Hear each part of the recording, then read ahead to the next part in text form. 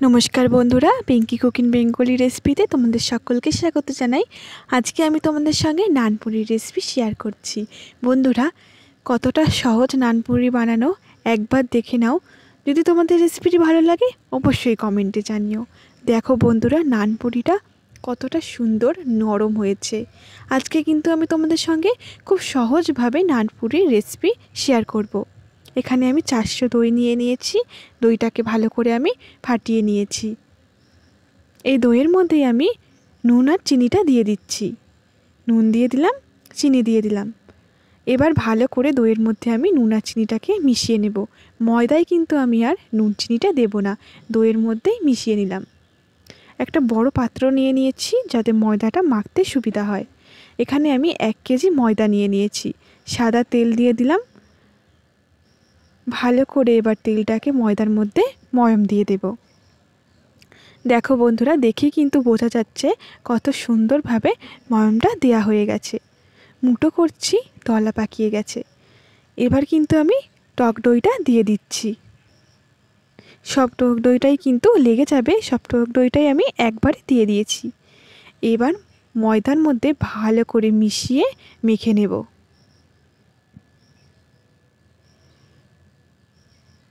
দেখুন বন্ধুরা, কতটা সুন্দর আঠালো হয়ে গেছে। অর্ধেক কিন্তু দই দিয়েই মাখা হয়ে গেছে। এবার আমি উষ্ণ গরম জল দিয়ে দিচ্ছি। অল্প অল্প করে উষ্ণ গরম জল দিয়ে ময়দার ডোটা আমি মেখে নিয়েছি। খুব সুন্দরভাবে কিন্তু মাখা হয়ে গেছে। নরম করে কিন্তু মেখে নিয়েছি। 1.5 থেকে 2 ঘন্টা রেখে দেব। ওপর দিয়ে সাদা তেল মাখিয়ে দিলাম। একটা থালা চাপা দিয়ে আমি 1.5 থেকে 2 ঘন্টা রেখে দিয়েছিলাম। হাত দিয়ে দেখাচ্ছি, দেখো বন্ধুরা কত সুন্দর নরম হয়েছে। ময়দাটাকে হালকা করে মেখে এবার আমি লেচি কেটে নেব। লুচির থেকে কিন্তু একটু বড় বড়ই লেচিটা কেটে নিতে হবে। লেচি কেটে নিয়েছি। লেচিটাকে এবার আমি পাকিয়ে নেব। গোল গোল করে লেচিটা পাকিয়ে নিয়েছি। আর এদিকে নানপুরি ভাজার জন্য কিন্তু আমি কড়াতে সাদা তেল গরম করতে দিয়ে দিয়েছি। তেল গরম হতে হতে নানপুরিগুলোকে আমি বেলে নেব। তেল দিয়ে বেলবো। ময়দা দিলে কিন্তু বন্ধুরা তেলের মধ্যে কালো কালো হয়ে যাবে। তেল দিয়ে নানপুরিটাকে বেলে নিয়েছি। ঠিক বন্ধুরা এরকমভাবে অল্প মোটা করে কিন্তু বেলে নিতে হবে। তেল গরম হয়ে গেছে। নানপুরিগুলোকে এবার আমি ভেজে নিচ্ছি।